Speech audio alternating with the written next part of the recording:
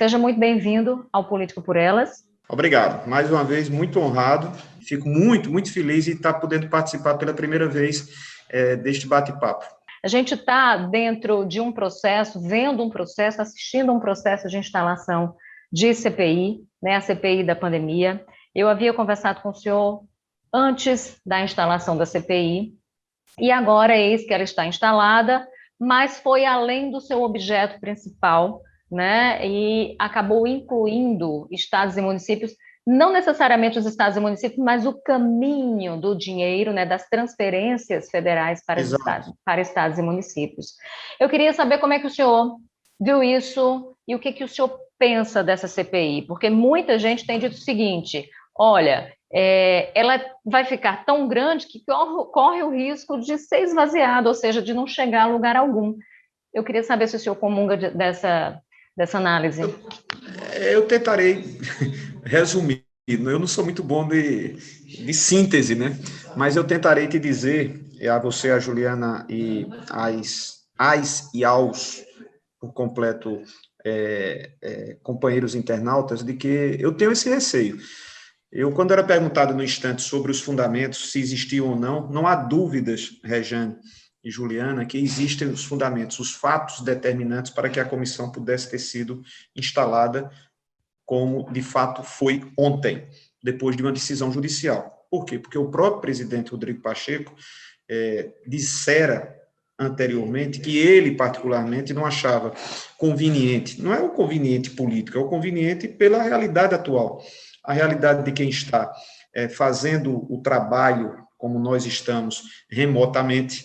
Você pôr uma CPI para funcionar, para produzir remotamente, é uma realidade totalmente diferente daquela que uma comissão parlamentar de inquérito exige aos seus participantes.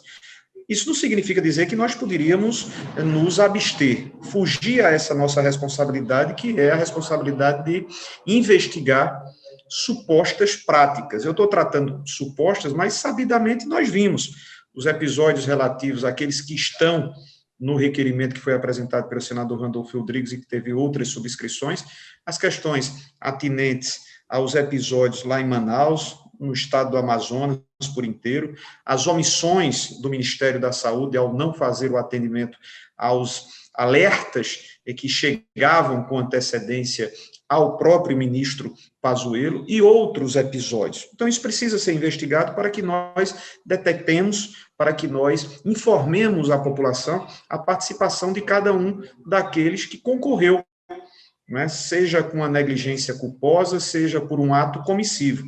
Isso não tenha dúvida, você, Rejane, não tenha dúvida, Juliana, nossos amigos e amigas, isso é fundamental. Agora, também, deixar que a CPI descambe simplesmente para um palco de discussões políticas, eu penso que isso seria frustrante. Frustrante para mim, como senador, frustrante para mim, como cidadão. Principalmente porque o que vem muito à mente do cidadão comum brasileiro é de que a comissão parlamentar de inquérito sempre dá em pizza, né? Geralmente se diz isso.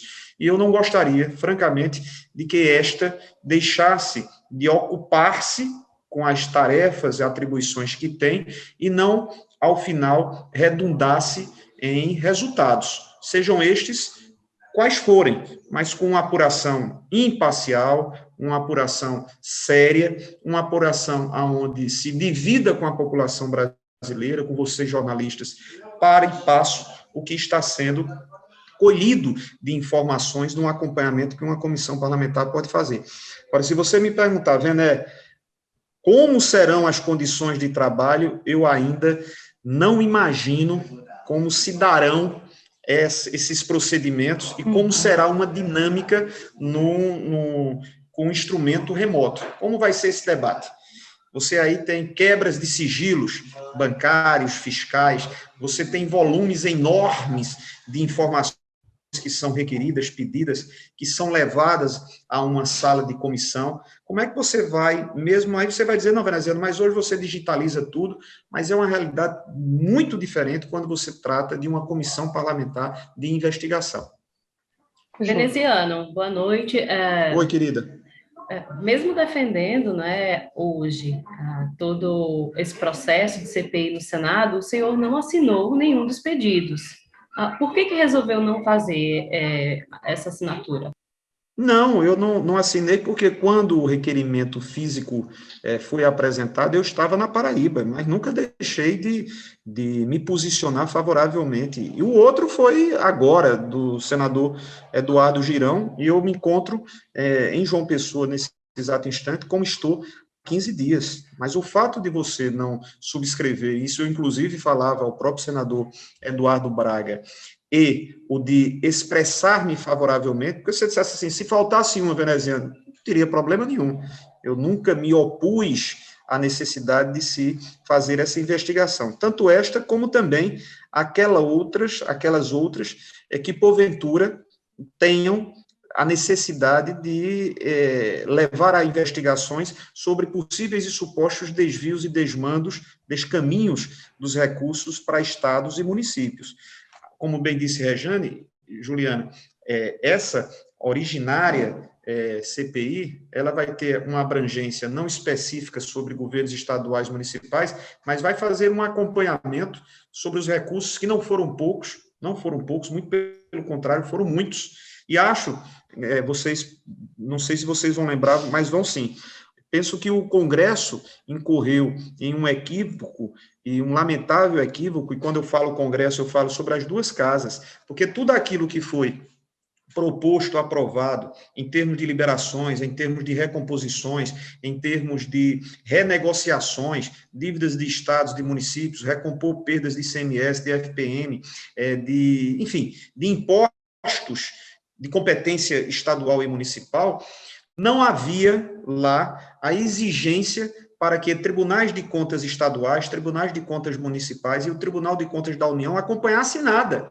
Então, ficou muito solto, muito permissivo toda e qualquer transferência, dando, portanto, àqueles maus gestores, àqueles que têm outros propósitos, da condição de fazer o que bem quisessem e desejassem. Mas, enfim, a minha posição, Juliana, sempre foi uma posição única, a de apoiar a investigação. Eu só espero, e aí é direito que tenho eu, direito que tem cada um de vocês como cidadãos, de que a CPI não vá para um caminho que nós não desejamos. Palco político, nem para um lado, nem para o outro.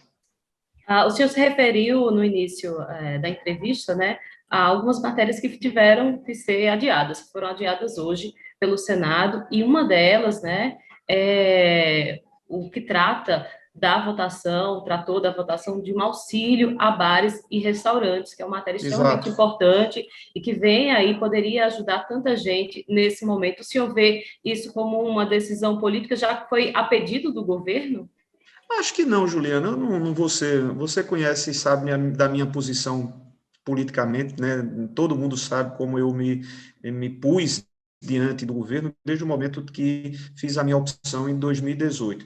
Agora, faço uma oposição extremamente equilibrada, né? Respeitosa, mas uma oposição firme naquilo que deve ser o questionamento de um opositor, principalmente com todos esses lastimáveis episódios que estão a nos cercar. Eu não quero aqui fazer uma injustiça e dizer que o governo, se assim se comportou em relação na semana passada, com um projeto, inclusive, que eu relatei, que foi o do Aldir Blanc, né? Ou seja, de prorrogar a utilização daqueles recursos que não foram utilizados pelos estados e municípios. O governo concordou, porque a proposta legislativa da Aldir Blanc, que foi votada no ano passado, eu também fui relator, iniciativa da deputada Benedita do PT e da relatoria da deputada Jandira Fegali, teve o apoio do governo federal.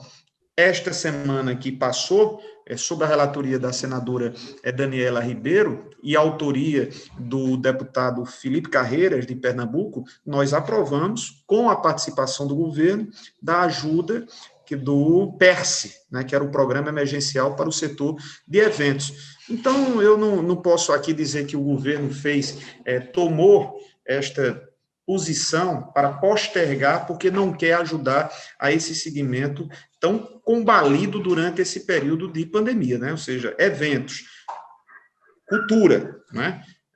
museus, teatros, todos aqueles cidadãos envolvidos direto ou indiretamente na cultura padeceram tremendo e padecem tremendamente. Bares, restaurantes, idem. Então, eu não vou fazer aqui um juízo de valor a dizer que o governo não quer aprovar. Senador, eu queria voltar à história da CPI, porque Sim. Antes dela houve o vazamento no último domingo, né, de um áudio entre o presidente Jair Bolsonaro, Cajuru, onde se fala, por exemplo, onde se existe uma pressão muito grande em torno do impeachment, por exemplo, do ministro especificamente do STF, que é o Alexandre de Moraes, que vem tocando aí, né, as investigações por parte do Supremo no que diz respeito às fake news, ao gabinete do ódio e tudo mais. Qual foi sua leitura a respeito desse vazamento, dessa conversa toda, e até mesmo de toda a condução dessa história, seus efeitos adversos em torno da harmonia dos poderes, que são tão importantes aí para o que a gente preza tanto, que é a democracia, né? Verdade, Rejane. Se nós observarmos conjuntamente e puxarmos esse filme, rememorando desde o início de 2019, não tem sido fácil. Em determinados momentos, você tem os entreveros entre o executivo e o legislativo. Em determinados outros momentos, você tem entre o executivo e o judiciário. Em outros momentos, você tem entre os três. É algo assim indizível. Ou seja, é algo que fragiliza tremendamente, expondo a nossa democracia e colocando para milhões de brasileiros dúvidas se realmente nós temos pilastras bem fincadas, firmes em solo. Porque não houve, durante esse período de 2 anos e 3 meses, um lapso de completa e tranquila harmonia, onde cada um, reconhecendo o que para cada qual é reservado em termos de competências e de atribuições, não se intrometessem ou não se propusessem a fazer inserções sobre o que não era cabível. Então, costuma-se dizer popularmente, cada qual no seu cada qual. Uhum. Né? Esse episódio do meu companheiro senador Cajuru, para mim, foi muito impróprio, sobre vários aspectos. Primeiro, porque, a mim me parece, o presidente da República não havia autorizado nessa conversa de que o teor...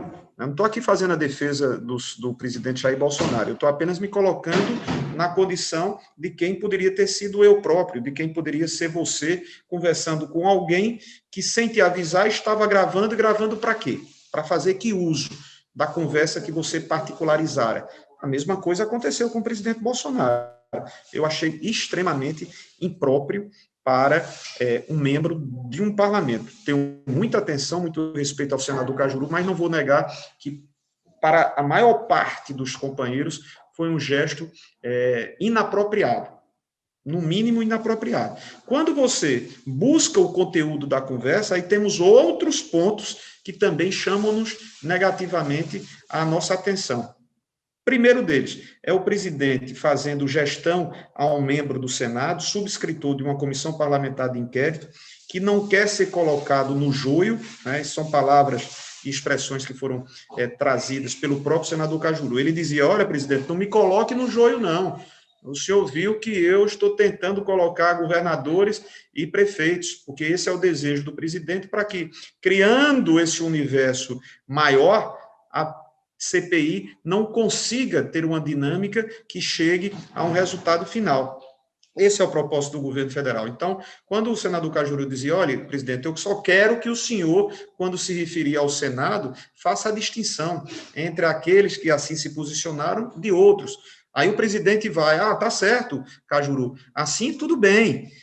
Agora, vocês também precisam questionar a posição de alguns ministros do Supremo Tribunal Federal, o impeachment, que o impeachment não cabe nem ao executivo, tem que passar pela direta decisão do presidente do Senado Federal. Ou seja, você tem um tipo de relação promíscua, que coloca até sob dúvidas o próprio processo de investigação da Comissão Parlamentar de Inquérito. Então, eu penso que foi uma experiência infausta sob todos os aspectos. Coloca o Supremo Tribunal Federal e os seus integrantes com todo o direito, com as ressalvas em relação ao comportamento do presidente, também coloca-nos como casa por ter um integrante que fez um ato absolutamente, ao meu ver, com todo respeito, inapropriado, não defensável. Isso é ruim, porque nós estamos no enfrentamento a uma pandemia sabendo que não temos um presidente com a responsabilidade que deveria ter.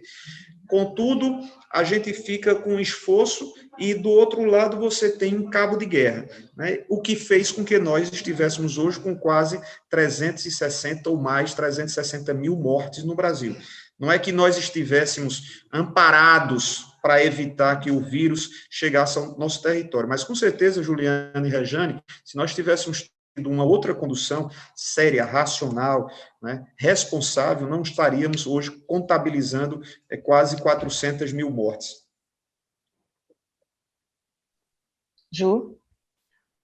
Senador, voltando aqui para Paraíba, o senhor assumiu, não é, recentemente a presidência do MDB aqui no estado. Qual é o seu principal compromisso?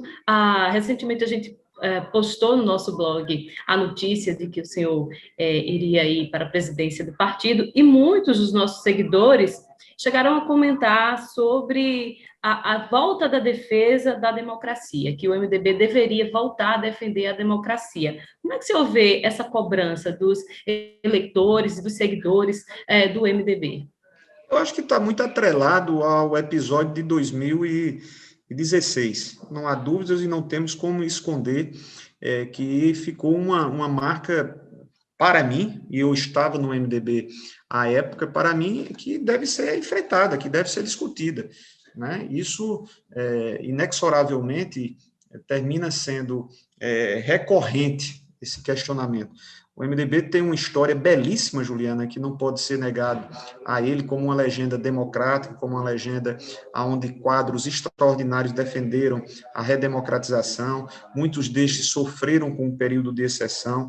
Isso foi um processo onde o MDB deu uma contribuição enorme e não se desapegou disso. Eu acho que cometeu alguns erros e que precisa fazer essa catarse e que precisa fazer essa avaliação própria. E tem feito, né? Tanto é que na eleição de 2020, o resultado que o MDB alcançou, para muitos surpreendente, foi um resultado muito bom, né? Elegendo o maior número de prefeitos, elegendo um número considerável de prefeitos de capitais. Então, isso tem um significado. E nós deveremos, é isso que eu tenho cobrado no Senado, na nossa bancada de 15 integrantes, e é isso que eu tenho de forma modesta, estou retornando agora, portanto, eu tenho que readquirir esses laços, né, para que me permitam, com autoridade, a fazer essas citações, mas a gente precisa ter um protagonismo onde haja essa proposta, onde hajam propostas sob todos os pontos de vista. Aqui na Paraíba, Juliano, modestamente, eu estou muito honrado, muito feliz e muito estimulado. É claro que é um trabalho difícil, que é um trabalho que vai ser necessariamente de muitos, né? Não há como, e eu não posso dizer que carregarei sobre os meus ombros toda uma tarefa de recuperar ou de recompor o MDB, não. Isso cabe a mim? Sim. Não estou fugindo dessa responsabilidade, mas cabe a todos os demais outros.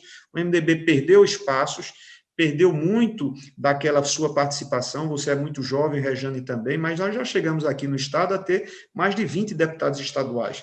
Chegamos a ter 4, 5, 6 deputados federais. Chegamos a ter 80 prefeitos. Hoje nós temos 10 companheiros administrando municípios no nosso estado. Então, isso é muito pouco. Então, a gente tem que fazer a volta do MDB ao contato direto às suas bases, trazer aos companheiros o direito de se expressar, de contestar, para que eles se sintam efetivamente partícipes da organicidade da legenda. Esse é o meu desejo, essa é a minha tarefa, repito sempre, ao lado dos demais outros. Senador, eu queria voltar para Brasília, né? O senhor é vice-presidente do Senado, existem outras discussões, além da pandemia, que estão sendo tocadas, existe aí uma pressão muito forte do próprio mercado, do empresariado, pelas reformas administrativa e tributária. Reforma tributária que tem aí, né, à frente um outro paraibano, que é o Aguinaldo Ribeiro, E eu queria saber do senhor, o senhor acha que essas reformas, elas saem, elas são positivas, tem prós, tem contras? Qual sua avaliação? Como é que o senhor se posiciona com relação a esses dois temas? Rejane, não há como negar e não há como desconhecer que na complexidade de reformas com essas dimensões, você tem prós e contras. Dificilmente você produz uma proposta de reformulação sem que tenha a necessidade de aperfeiçoar, de aprimorar, até mesmo de retirar. Uma reforma como a tributária, que eu penso a mais importante entre todas estas, muito mais do que a própria reforma da Previdência, que eu votei contra, e você sabe bem disso, Juliana, e pontuei cada um dos questionamentos, não é simplesmente desconhecer a necessidade de você fazer correções às legislações previdenciárias, é da maneira como ela foi feita. Por isso que eu votei contra. Sofri muito, porque me opus, e eu e mais 12 outros companheiros senadores, e não me arrependo, não me arrependo. Em relação à reforma tributária, ela deveria ter sido a primeira que o governo deveria ter enfrentado. Hoje nós estamos diante dessa situação, nós temos uma relatoria na Câmara Federal, com o nosso conterrâneo deputado Aguinaldo Ribeiro, temos outra relatoria no Senado, com o senador Roberto Rocha, nós temos um viés dado estudo que foi feito na Câmara. No Senado, temos uma outra proposta. Veja como nós estamos envolvidos diante desse dilema. E o tempo vai passando. E o tempo vai passando também porque o próprio governo federal não se dispõe a fazer essa discussão definitiva, porque o governo, eu não estou me referindo apenas a este, mas os governos federais dificilmente se sentem convidados ou atraídos para dividir o bolo com os estados e com os municípios. Nós temos um sistema tributário perverso, que cobra muito mais daqueles que não têm capacidade de arcar com as contribuições tributárias, que somos os consumidores, e eu até quero me retirar desta condição, como vocês, porque nós somos privilegiados no sentido de termos o que comer, regularmente sabemos, temos o nosso salário, mas quem vive as dificuldades tremendas do dia a dia tem que pagar no consumo uma carga tributária muito maior. E aí é onde está a perversidade. Então, essa reforma tributária, ela deveria ser, pelo governo, enfrentada como a prioridade número 1, ou antes de número 1, a única para esse instante. Na reforma administrativa, existem também pontos positivos, onde você faz algumas correções de situações que, na gestão pública, nas relações com os nossos servidores, precisam ser revistas. Agora, não pode ser uma caça às bruxas. Eu falei há cerca de um mês e meio sobre a PEC emergencial. A PEC emergencial que trouxe matérias da reforma administrativa.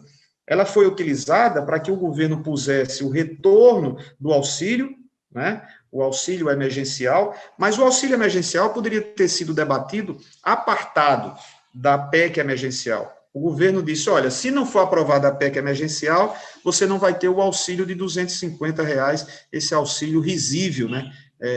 Mínimo mesmo. Então, lá dentro, você já tem pontos de uma reforma administrativa que vai diretamente ofender aos servidores públicos estaduais, aos servidores públicos federais, aos servidores públicos municipais. Foi por essa razão que eu também me levantei. Votei favorável à PEC porque não queria ver continuadamente a população brasileira, em grande parte aos milhões, sem receber mesmo que fosse esse indecoroso valor de R$250. Mas a reforma administrativa já começou na própria PEC emergencial. Senador, obrigada pela entrevista, né? A gente agradece aí o espaço no seu tempo. A gente queria conversar mais, mas, enfim, temos uma outra entrevista coladinha agora, e desde já agradecemos demais aí a sua participação e a sua atenção aqui com o Política por Elas. Ô, amor, um beijo carinhoso a você, um beijo carinhoso e respeitoso a você, a Juliana. Quando vocês desejarem outras oportunidades, eu estarei sempre à disposição. Hoje a gente teve uma votação muito importante, pena que não foi concluída, que foi uma proposta nossa para garantir aos jornalistas o acesso ao MEI, ao microempreendedor individual. O texto base foi aprovado, mas existem ainda 3 destaques a serem apreciados. Eu fiz com muito gosto, porque sei o quanto valiosa é essa atividade e sei também, tão quanto valiosa, é sofrível, né?